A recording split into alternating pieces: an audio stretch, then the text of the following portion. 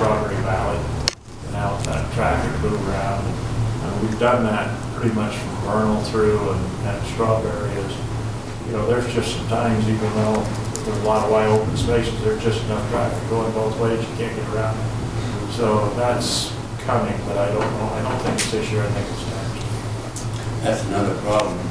We don't get to enjoy any of the middle lease money. Well, let me tell you, my friend, I think that you will receive some benefits through CIB, just as Heber did when we built the new police building. And we got shut down in CIB for help with that. You didn't call me. We should have, you're right, but Because I think I think the impacts for the Uinta Basin, even though you're not a producing county, without you, we don't produce. wasn't that the comment we got back, is we're not a producing county? We went for a grant. And a partial loan, no? Yeah, and they Well, said, grants are kind of, you gotta be a producing. Hardly anybody producing counties have a hard time getting grants right now too, so. but anyway, Not you could, Memory County and, Every county's, they're down the list right now. but anyway, They don't I produce think, hardly anything. I believe- We're not really a producing county much. I think we can help get some things done. Okay. Might not be grants, but it can be, well, Heber City. No interest loans. Heber City did great on their and loan. Ron Winterton still has some influence there, and we'll call us when you're ready to go there. Because Senator Hinkins now going in. On a different We'll note, take Kim too. since you guys have been in here, I don't know if you heard, we're going to have an override veto session. 25th. They just announced they're done. We just heard on the news. 25th. On what? I just heard Senate Speaker Bill Hughes one- said he hadn't set a date yet. Senate Bill 171 and House Bill 1. Maryland Nelson's bill. And what are they? One of them's to access to the Attorney General's office is when the governor disallowed him giving the information to the legislature and when they picked Congressman Chaffet's position. That's one of them. And then Senator Adams is legislative research, the legislative general counsel can get involved with a lawsuit when someone challenges a statute that we have passed. You're right, I just got the email. Do you have the vote? yeah, Vote for the, but for the session, I don't know if they have votes. According to the speaker on the radio meeting. April 18th. That'll have to be a 2/3 vote to override. They told it to 25th. Do you ever see any help being thrown towards mental illness? Representative Elison, Steve Elison out of Murray, that's about all he focuses on is suicide, opioid, and mental health issues. He had quite a number of bills this year. I think most of them, if not all of them, Sheriff, passed. I would have to look at each one to know what the specifics were. But the whole project that we spent, what are we up to, 67 million in Rio Grande. The ultimate plan, once the facilities are built, which is next year, 2019, the big thrust will be the rehabilitation of that segment of society. So right now it's more of a cleanup, but while we're waiting for the 800 beds to be built, then it will turn to more of a rehabilitative function or Well, I focus. think part of the problem is the Rio Grande has forced everybody out in our areas. The problem is, what I'm seeing is the legislatures are not truly understanding what the mental illness is all about, nor do they want to deal with it financially. They just want to throw it into the correctional side of things, just out of sight, out of mind.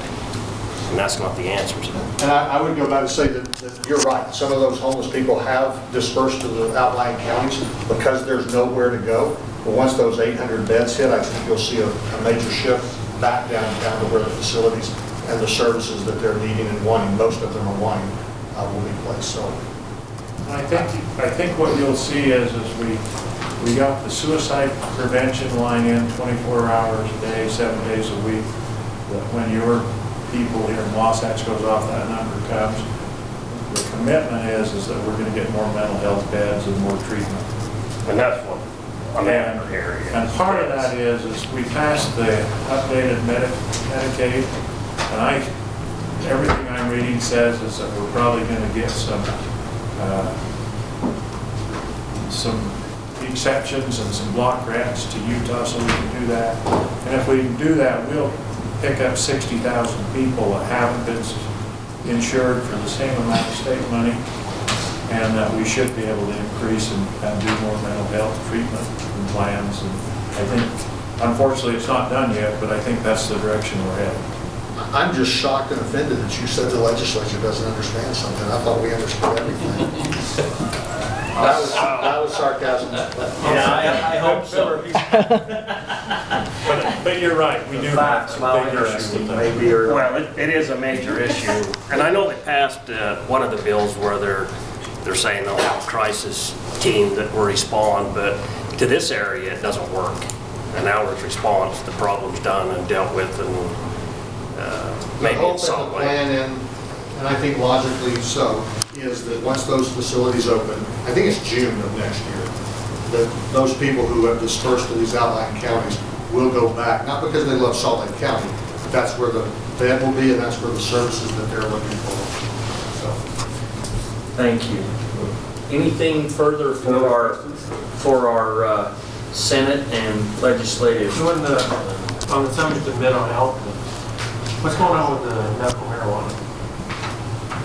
Looks like they got the numbers to go on the petition. That sounds like it, but they think they have the numbers, but they also have to have, like 26 of the counties they have to have a certain percentage in the counties, so they won't know that for a while yet. I think that's still in the process. they've been in this county for the last week. They're trying to get the rural counties right then, I think they were here early. working right now. In this bill. Oh, Yeah, I seen the big red shirt that says sign the petition. They're down at one stop on the corner and the signs up. They were here earlier while we were in meetings. Yeah, Senate District So if that gets on the ballot, then what will that mean? Will you be able to regulate it further next session if it passes, or what will happen there? I don't know what will happen, because once the people have spoken, it's hard for the legislature to overturn that. I mean, it's kind of a tough deal.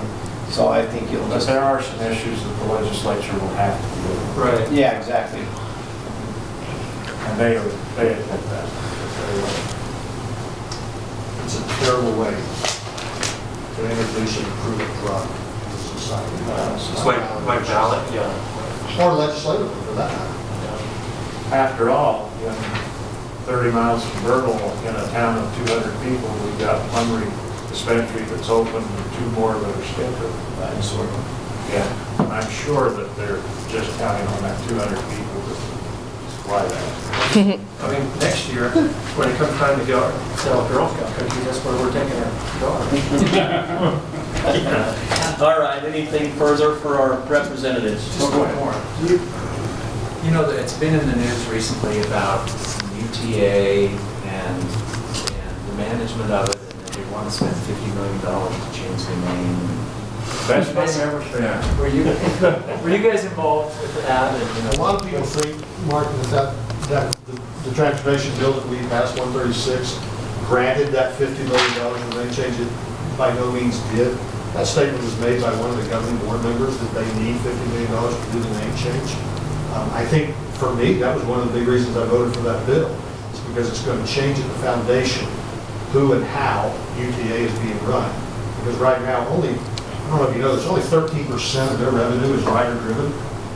That was probably a pun that wasn't intended, but is rider produced? 87% of it is taxpayer subsidized. sounds like Amtrak. The intent of the bill was, when you ran out of stationery, you change the name on the station. You buy a new bus, paint the new bus the way, with a new name, which will probably be a 20-year transition.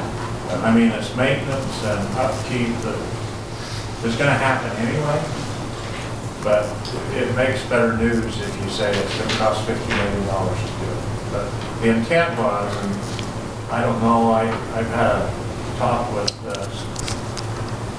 Senator Harper, and he said we might just take that out because it's causing too much fuss. There was actually a legislator that went on the radio the next day after that bill and said that she didn't support it because of the $50 million that we had put in there for the name change. That was not, And there wasn't $50 million. Anything further? I just want to thank Senator and the 226. That really helped us. Yeah. Yeah, that was a big deal for a lot of folks in our area that are trying to maintain the green belt on 5 acres and farmland also. And also on behalf of Wasatch County Council for your time that you've put in on and served our county. That's a big deal, and we know how it is. Sometimes you get told thanks and sometimes you don't, but from us, I think I can speak for all of us in a huge thank you for your service. So. Well, thank you, and we have some good help. I mean, Senator Hinkins and Representative Quinn, I mean, they're there and we get some things done, and I feel that we're well covered. I think we'll find a replacement for me, and you'll never know I was here.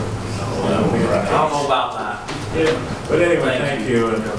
You know, Wasatch County, you're in the center of the bulge that's coming over the hill, and you know, we got to do. You know, my intent is to try to. If I can do one thing between that, well, there's two things I want to do.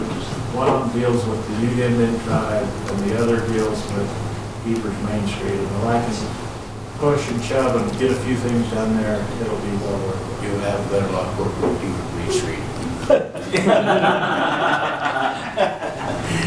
You know, along with that, though, we have 3 senators. Senator Bramble was invited. He's got other things going on, and during the session, sometimes he was helpful, sometimes he had other things to do then too. But to have 3 senators that actually listen and help makes us probably the best represented county in the Senate, in my opinion.